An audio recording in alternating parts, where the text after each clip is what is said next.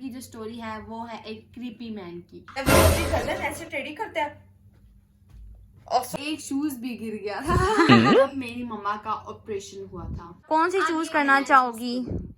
Canola वगैरह लगे हुए थे तो मुझे बहुत ही ज्यादा अफसोस हुआ। मैं अस्सलामुअलैकुम everyone, welcome back to our YouTube channel. Guys, video शुरू करने से पहले हमारी इस एक ही वीडियो को रिक्वेस्ट होती है, हमारी इस वीडियो को like, comment, share and subscribe कर दे और नीचे जो बेल आइकन का निशान है उसको भी ठक करके प्रेस कर दे। गाइस, आज का जो चैलेंज है वो बहुत ही ज्यादा स्पेशल और इंटरेस्टिंग है क्योंकि आज का चैलेंज का नाम है सीक्रेट टेलिंग चैलेंज। यानी आज की इस वीडियो में हम लोग अपने लाइफ की वो सीक्रेट बताने वाले हैं जो हम एक दूसरे को भी नहीं जो बताते, किसी को भी नहीं पता, जो सिर्फ किसी हमें को पता भी है। नहीं पता। वो आज हम लोग आपसे शेयर करेंगे। वो हो सकते हैं funny, emotional, sad, proud moment, सारे मोमेंट हो सकते हैं। एम्बैरसिंग। हाँ, यानी इसका मतलब है कि आप लोगों की वीडियो पूरी एंड तक देखनी है क्योंकि इस वीडियो में बहुत ही ज्यादा इंटरेस्टिंग स्टोरीज यानी जो हमारे रियल लाइफ में जो बिल्कुल ऑथेंटिक हुई हैं वो आपको हम लोग शेयर करेंगे। ठीक है। तो हमारे पास पर्चियां बनी हुई हैं, उसमें लिखा हुआ है कि कौन सा फनी तो मैं आपके साथ ये जो गेम चैलेंज है मैं आपको बताती हूँ आप लोग किस तरह करोगे। ठीक है, मैं सिर्फ 2 पर्चियां उठा लूंगी। ठीक है, वो 2 पर्चियां मैं ऐसे पकड़ूंगी, फिर आप दोनों ने ना आपस में डिसाइड करके उन 2 पर्चियों में से सिर्फ एक पर्ची पिक कर लेनी और फिर जो भी उसमें लिखा होगा उसके बारे में आप लोगों ने जो भी मोमेंट लिखा होगा वो हम दोनों ने अपना अलग अलग शेयर करना। हाँ बताना है, सच बोलना है। सच बोलना है, झूठ नहीं बोलना। बिल्कुल। ठीक है, तो तो हम start अपने करते चैलेंज को स्टार्ट Start करते Let's हैं। go।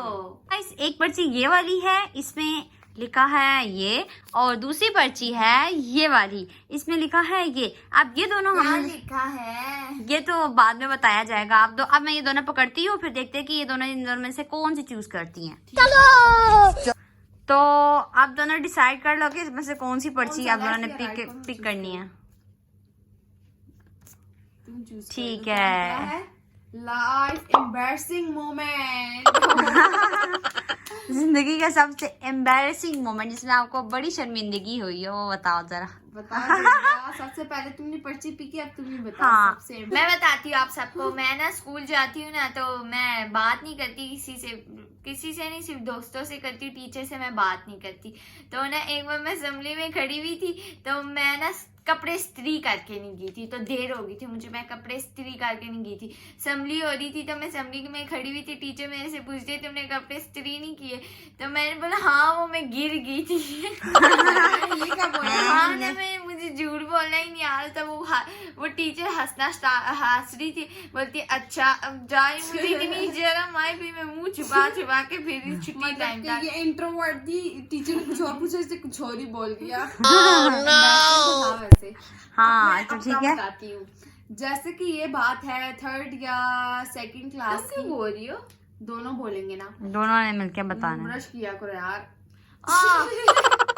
जैसा कि ये बात है 2nd और 3rd क्लास की कि मुझे स्कूल जाना बिल्कुल पसंद नहीं था और मेरी जो मम्मा है वो मुझे बहुत जबरदस्ती स्कूल लेके जाती थी। तो मुझे मेरी मम्मा स्कूल में छोड़कर चली गई थी। स्कूल पास ही था, ज्यादा दूर नहीं था। फिर क्या हुआ, तो मैंने स्कूल में ना एक आंटी होती थी, वो बच्चों को पकड़ लेती थी। जो बच्चे रोते थे ना उसको पकड़ कर दबोच कर खड़ी हो जाती थी ताकि वो स्कूल में स्टे कर पाए। वो मोटी सी आंटी थी। हाँ, वो बहुत मोटी होती थी। फिर क्या हुआ कि उन्होंने मुझे पकड़ लिया पक्का, और फिर मैंने कहा कि अब तो मैं यहाँ से नहीं निकल सकती। लेकिन मैंने थोड़े टाइम बाद गेट को खुला हुआ देखा और मैंने मौके को गनीमत समझते हुए वहां से स्कूल के गेट से मैं भाग गई। जैसे मैं भागी, वहां का जो वो होता है ना चौकीदार, वो मेरे पीछे भागता भागता मैं रोड के उस साइड पर भागी अपने घर की तरफ। मैं छोटी सी थी, मैं भागती गई। हालांकि रास्ते में मेरा एक शूज भी गिर गया था। और सबसे एम्बैरसिंग बात ये है कि वो जो चौकीदार है वो मेरा शूज पकड़ कर ऐसे आ रहा फिर मुझे इतनी शर्म आई। फिर मैंने कहा कि मेरा शूज भी चला जाए कोई बात नहीं, मैं नंगे पाँव घर चली जाऊंगी, लेकिन मैं घर पहुंच जाऊँ किसी तरह। फिर आगे जाकर क्या हुआ कि अनफॉर्चुनेटली मैं पकड़ी गई। चौकीदार ने मुझे दबोच लिया। एक हलीम की दुकान होती थी बिल्कुल उसके पास, मुझे उससे आकर पकड़ लिया। फिर मैं उस शूज से मैं स्कूल में वापस चली गई, क्लास में बैठी। ये वो रनवे नहीं था, रनवे गेम जो थी वो सबवे सफर उस तरह की game. Very embarrassing moment for me.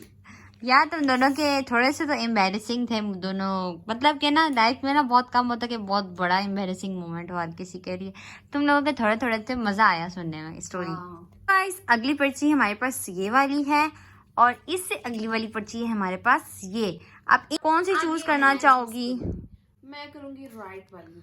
ठीक है, most angry moment of life. ठीक है। तो मोस्ट एंग्री मोमेंट लाइफ का आप दोनों की कौन सा था, मतलब कि आपकी जिंदगी में? अच्छा, मेरा जो most angry moment of life था वो मैं आपको बताती हूँ। थोड़ा सा हल्का सा एक टच इसको फनी का भी है ना। सॉरी गाइस, मैं थोड़ा सा हंस गई थी, लेकिन ये स्टोरी है एंग्री मोमेंट की जो स्टोरी है वो है एक क्रीपी मैन की। यानी एक दफा मैं और मेरी जो ममा है, हम लोग वो जा रहे थे बाजार नहीं जा रहे थे, कुछ लेने जा रहे थे, कुछ खाने की सौदा वगैरह। तो फिर हम लोग वापसी आ रहे थे, तो क्या हुआ, एक आदमी है इधर गलियों में फिरता रहता है ना, ठीक है, और वो चलता कैसे है, वो मेरे ख्याल से थोड़ा सा मेंटल तौर पे इल है, मेरे ख्याल से वो ना थोड़ा मेंटली इल है। वो जो जैसे ही रास्ते में गुजरता है ना, हर एक औरत को वो घूर के देखता है, यानी उनको स्टेयर करता है। तो मुझे इतना वीर्ड लगता है वो इंसान, उस पर मुझे बहुत ज्यादा गुस्सा भी आता है और बहुत ज्यादा मुझे बुरा भी फील। वो चलता वो कैसे है? स्ट्रीक वाले भी और- बोले ना एक बार। नहीं, वो मैं आपको बताती हूँ। फिर ना उसकी वो चलता, उसका चलने का भी एक पागलों जैसा अलग ही अंदाज है। वो चलता कैसे, मैं आपको एक दफा चल के दिखाती हूँ। वो अपनी गर्दन ऐसे टेढ़ी करता है, ऐसे चलता है और हर एक औरत को ऐसे मुड़कर ऐसे पूरा देखता है। वो इतना और मोटा इसकी ये आदत मुझे बहुत ज्यादा गुस्सा दिलाती है। बस मेरा एंग्री मोमेंट यही है कि जब वो एक दफा मुझे, हाँ अब मुझे पॉइंट पे बात याद आई कि वो एक दफा ना हमें स्टेयर कर रहा था ना, गली के उस कोने में खड़ा था और वहां से हमें देख रहा था। मैंने उसको ऐसे किया, मैंने उसको डरा दिया, हालांकि वो डरता भी है, ऐसी बात नहीं है, डरता भी है। मैंने उसको ऐसे किया, वो उस गली के कोने से मुड़ कर कल्टी होकर सीधा उस तरह भागा, इधर उधर गायब हो गया। उसको एक दफा कोई गुस्से से ऐसा करके देख लेना, वो फुर करके भाग जाता है, फिर उसके बाद नजर ही नहीं आता। तो ठीक ये है। मेरा एंग्री मोमेंट है कि जब वो औरतों को घूरते हैं तो मुझे हाँ, बहुत ज्यादा वो गुस्सा आता है। स्ट्रीक वाला क्या सीन है जो एरिया कह रही है? हाँ, वो स्ट्रीक वाले ये सीन है कि एक दफा मेरी स्कूल की एक लड़की है, वो ना एक क्लिनिक में काम करती है, उसने स्ट्रीक भेजी ना, तो उसमें मैंने इधर ही देखा वो, हाँ इधर ही है, उसमें मैंने देखा वो आदमी खड़ा हुआ था और मैं हैरान हूँ, और वो भी परेशान। उसको ऐसे स्ट्रेयर कर रहा था। आदमी वो जो था ना, वो उससे लड़की स्ट्रीक बना रही थी, वो उसको वहां पर खड़ा होकर ऐसे देख रहा था और मुझे इतना क्रीपी लगा। मैंने कहा ये यहाँ पर भी पहुंच गया। स्ट्रीक में भी था वो? हाँ, किसी मुझे को इस बात देखता पर बहुत ज्यादा गुस्सा चढ़ा यार। ये है मेरा एंग्री मोमेंट ऑफ लाइफ। वैसे और भी बहुत ज्यादा है, लेकिन ये थोड़ा सा ज्यादा था। तुम्हें क्रीपी भी लगा? क्रीपी तो बहुत ज्यादा लगा यार। अच्छा, हमारी इस प्लेनेट पर क्रीपी मैन भी बहुत ज्यादा है। मैन ऐसे अच्छे भी हैं, लेकिन क्रीपी ज्यादा है। क्रीपी मैन भी होते हैं। यस। हाँ जरिया, तुम बताओ angry moment of your life, जिस वक्त तुम्हें बड़ा गुस्सा आया हो। मुझे याद तो नहीं है, खैर वैसे है बहुत। मुझे याद आ गया जोइरा के एंग्री मोमेंट। क्या? जोइरा की जो बर्थडे गुजरी है, इस पर किसी घर वालों को इसकी बर्थडे नहीं याद था। जरिया का एंग्री मोमेंट तो वही था। सैड मोमेंट था। नहीं, उस दिन जरिया क्या करी थी यार? जोरिया एंग्री थी, इधर मैं बता देती हूँ, ये तो कुछ बोलेगी नहीं। जोरिया गुस्से में थी और हमें सच में, बिल्कुल यार सच में हमें इसकी बर्थडे बिल्कुल दिमाग में जवेरिया नहीं की, थी। जवेरिया के क्या जज्बात थे उस दिन?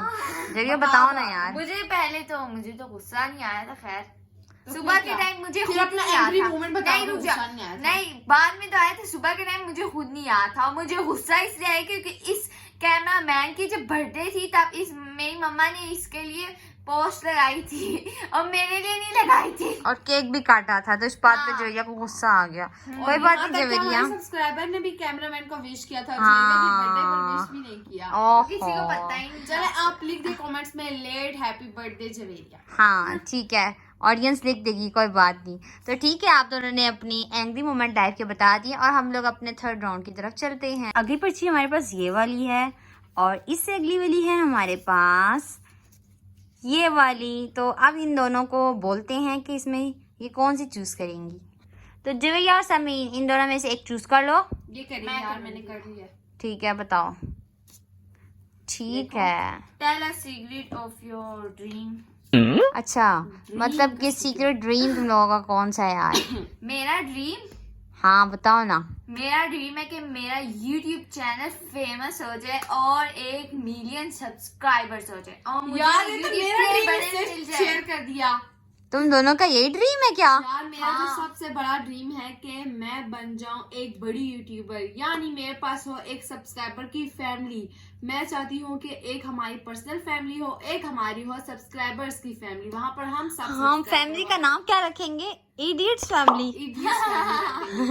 इडियट फैमिली, हम लोग भी इडियट, आप लोग भी इडियट्स।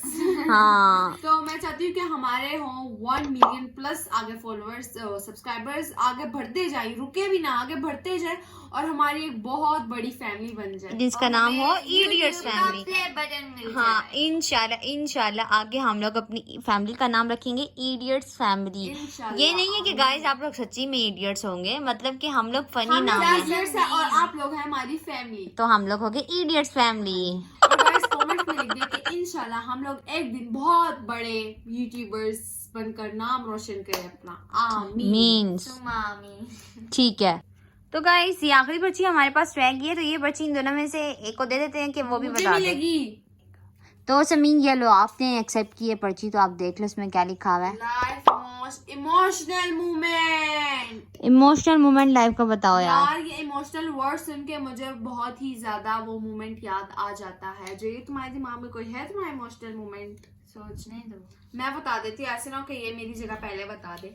गाइस जो मेरा सबसे emotional, one of the most emotional moment of my life है कि जब मेरी मम्मा का ऑपरेशन हुआ था। तो यार सबसे जो emotional moment of my life था, मेरी मम्मा का जो गलब्लेडर का ऑपरेशन हुआ था, उसमें क्या हुआ था कि जो हम लोग हॉस्पिटल गए थे यार, वहाँ पर जो मैंने फर्स्ट टाइम हॉस्पिटल में रात गुजारी थी, वो बहुत ही ज़्यादा मेरे लिए इमोशनल और क्रिटिकल मोमेंट था।